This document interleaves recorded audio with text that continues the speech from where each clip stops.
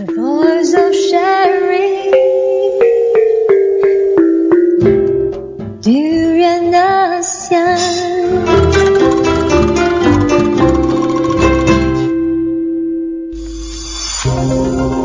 The Durian Heat, bringing big ideas and critical opinions in Southeast Asia. Hey, you're listening to Durian ASEAN, the voice of discovery and sharing.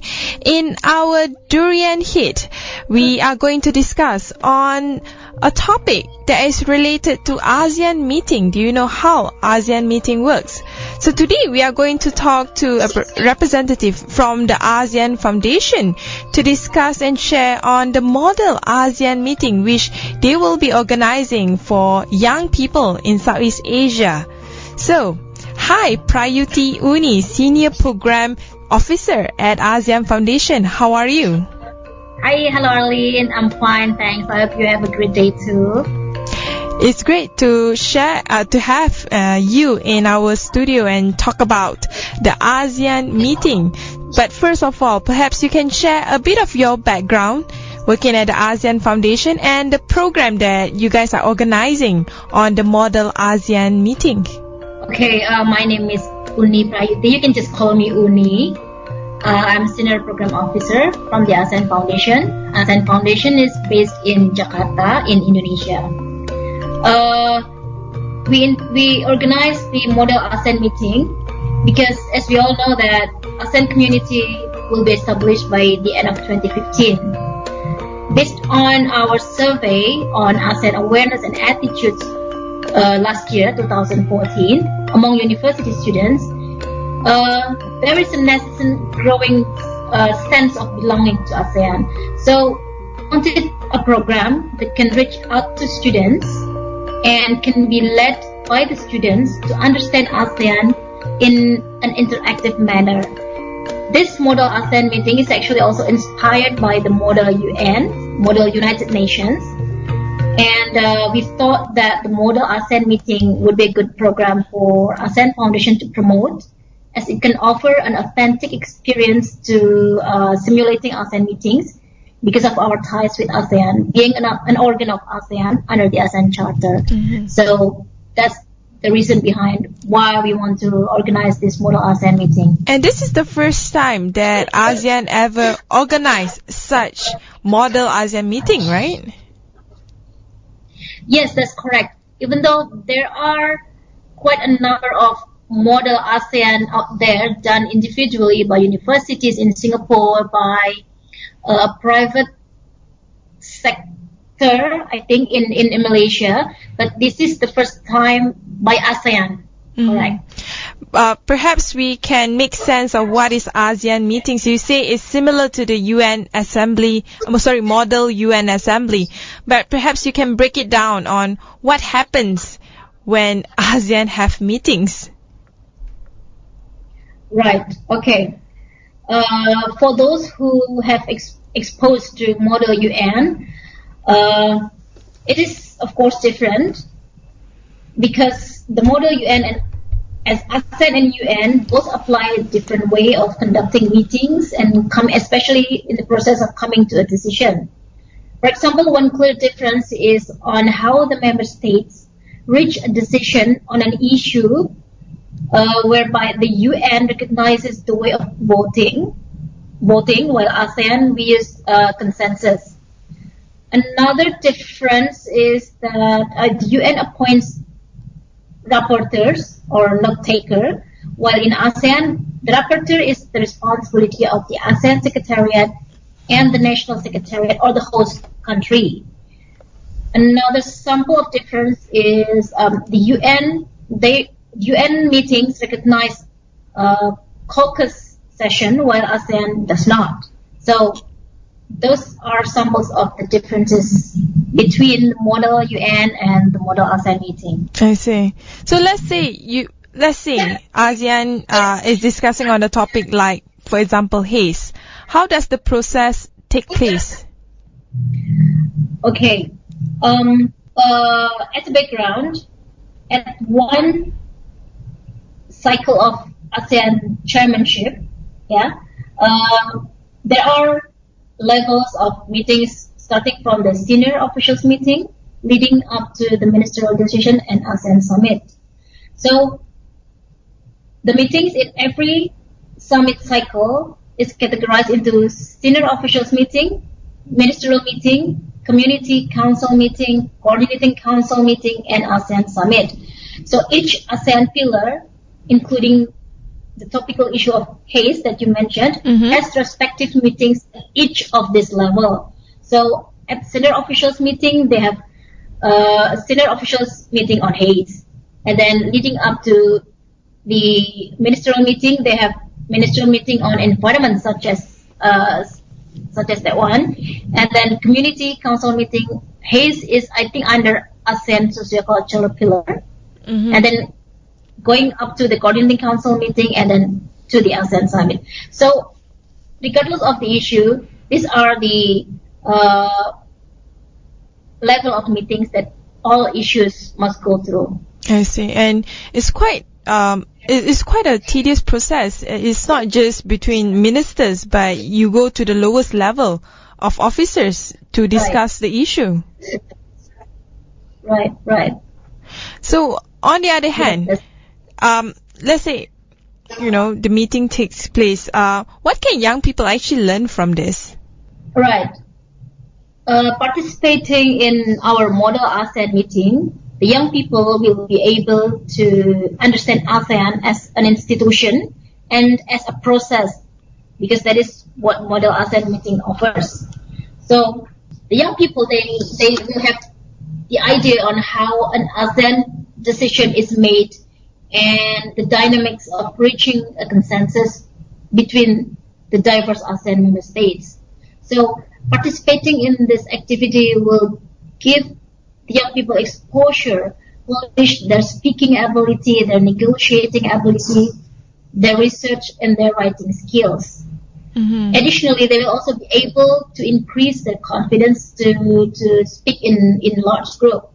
Okay, and we think that model ASEAN meeting will be a perfect avenue for young people to strengthen their capacity in public speaking and organizational skill, while gaining an insight into the inner working world of ASEAN officials. We'll discuss more about how the working of the policy and agreement works. How do they negotiate? In the meantime, we'll take a short break.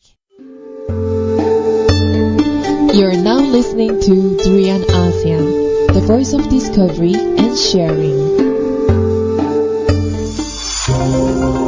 The Durian Heat, bringing big ideas and critical opinions in Southeast Asia. Hey, you're with Arlene and you're back again with me on the discussion regarding on the ASEAN meeting model. So with me, of course, is Uni. She is from ASEAN Foundation to share with us on how the model ASEAN meeting works. So as we all know, ASEAN meetings happen every time there's an ASEAN summit, and there's a cycle to it. How many ASEAN meetings that actually happen in a full year? Okay, in a full year, actually, ASEAN has over 1,000 meetings a year. Wow, that's a lot. Yeah. Yes, a lot. Yeah, that's the ASEAN meetings. And we only know the highlights, which is the ministerial meetings, right? Sorry? We only know the highlights of the ASEAN meetings, which is the ministerial meetings and the leaders getting together during the ASEAN summit. But actually, there's a lot of things working under all that. Yes, that's correct. All the basic principle of ASEAN decision making is actually consensus. So all policies and agreements are achieved by way of consensus. This is something that is important for the younger ASEAN generation to understand. ASEAN, especially the consultative approach. Yeah, the consultative approach has seen breakthrough with the so-called breakthrough with seemingly recalcitrant members, and this is how it has continued to develop as a regional institution. Alright? ASEAN possesses the convening power to bring countries and governments with differing interests to the regional negotiating table. So progress is incremental because of the consultative manner of each meetings. So hence the common notion about ASEAN being, they say, totals or something. Mm-hmm. But it has been around for all these almost 50 years, 48 years to be precise, and it has worked on remaining relevant. I see. I mean, finding consensus is a skill on its own, especially you're working under the context of ASEAN where they put highly on non-interference and on finding consensus rather than, getting a majority vote on a certain issue. So how, when young people, debate on a certain issue and they want to find a consensus where it's workable to all countries involved, all 10 countries, what can they expect, or what kind of skills that they can learn from it?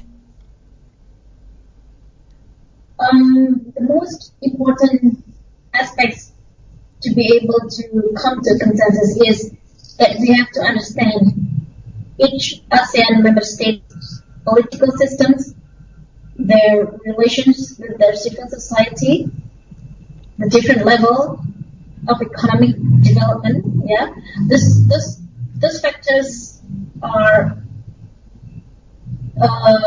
things that make it challenging for government officers to come to a consensus.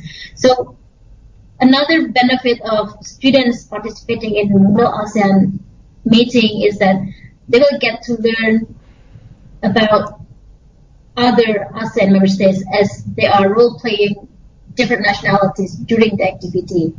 So they should know the background of the countries, the political systems, relations with civil society, the cultural and the socio-cultural background, so that they can come to a consensus. Mm-hmm. And what are the pros and cons of... Sorry? What is the pro and cons of the Model ASEAN meeting? Well, we do not see any cons about the Model ASEAN meeting, but yes, the young people will be able to understand ASEAN better. They will have the knowledge of how, as I said before, how an ASEAN decision is made. They will have exposure on improving their speaking ability, the negotiating and research, especially the research and writing skills. And they will also be exposed to activity, into large group activity. Mm-hmm. So the pros are we can ensure that there are many benefits out of this Model ASEAN. And how would this help ASEAN as a regional organization with more young people understanding ASEAN's meetings and workings? Okay. By this program, Model ASEAN meeting program, we hope to raise ASEAN awareness among the young people, because we envisage a group of future young leaders in ASEAN who are outward-looking, concise of its history, cultural heritage, and bound by a common regional identity. So we hope to form a cadre of young people to take over ASEAN in the future. Mm-hmm. Anyway, we'll take one short break. When we return, we'll discuss more on the Model ASEAN meetings. You're now listening to Durian ASEAN, the voice of discovery and sharing. The Durian Heat, bringing big ideas and critical opinions in Southeast Asia. Hey, this is Arlene, and of course you are with me on the Durian Heat. Together with me is Prayuti Uni, Senior Program Officer at the ASEAN Foundation, sharing on the Model ASEAN meeting which the ASEAN Foundation will be holding as a workshop for young people in Southeast Asia. What are the misconceptions that people generally have on ASEAN, especially on ASEAN meetings? I mean, I'm surprised that there are so many meetings that happen. The misconception among the people about ASEAN is that ASEAN is something of a talk shop, full of officialdom, and far away from ordinary people's life. Yeah, so something which is really beyond the imagination of ordinary people. That's the misconception about ASEAN. And why ASEAN meetings are held closed door between ministers? Why not open it out? Okay, as I highlighted before slightly, that it is due to the diversity in ASEAN itself. Among the ASEAN member states, their political systems, their sociocultural systems, and then their relations with their people, with their civil society, their different level of economic development.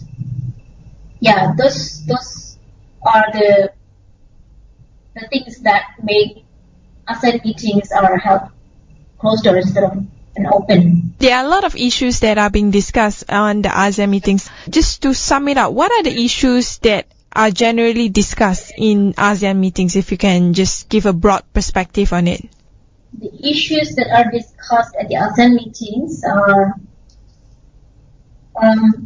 all issues that fall under the three pillars of ASEAN.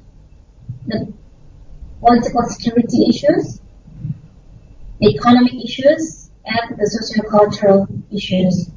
So all issues under the three pillars, those are the issues that are discussed in ASEAN meetings. Mm-hmm. And how closely the ASEAN meeting workshop, the model ASEAN meeting workshop, would resemble the actual ASEAN meetings? Of course, we will try our best to give as authentic experience as possible to the participants. Before the simulation takes place, before the workshop takes place, we will provide a guidebook that details out what to do and how to do it. And then after we select the participants, there will be a coaching or training given to the group advisor, who will then relay the coaching outcome to his or her group members. So hopefully with all these preparations, the model ASEAN meeting will be as authentic as possible to the actual ASEAN meetings. Mm-hmm. So there will be a series of preparation before the actual simulation takes place. And what does ASEAN Foundation hope to achieve for the first model ASEAN meeting organized by ASEAN Foundation? All right. Okay. We hope to be able to raise ASEAN awareness, especially among the young people. And the first model ASEAN meeting is expected to inspire university students to create a movement among themselves in organizing their own model ASEAN meeting at their universities. And we hope for a viral effect resulting from the first model ASEAN meeting among the young people, because we would like to form a group of future young leaders for ASEAN who can take ASEAN to a better shape in the future. Is there any plan to partner with key universities in Southeast Asia?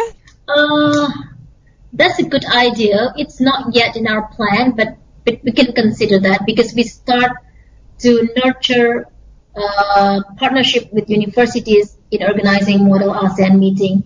The first one in KL, we are also exploring possibility of working together with one university in KL. And how can young people participate for the model ASEAN meeting? As far as I know, the deadline is just around the corner, right? Yes, correct. The deadline is actually 27th of September 2015. And all ASEAN nationals from university in ASEAN can take part in this activity. They have to form a group made up of 6 university students and 1 group advisor, and they all have to be ASEAN nationals. The students are between the age of 18 to 25, and they have to be enrolled in an undergraduate program or the first year of master's program from any disciplines, as long as they are willing to equip themselves with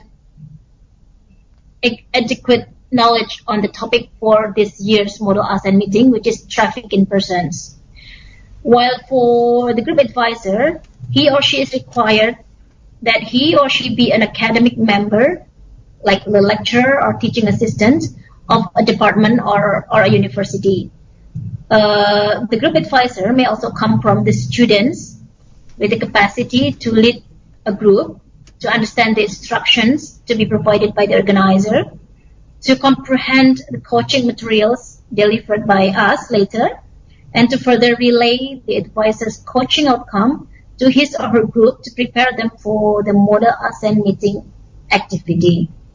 And also, the group advisor shall be willing to dedicate time for a series of online training with us to prepare his or her group.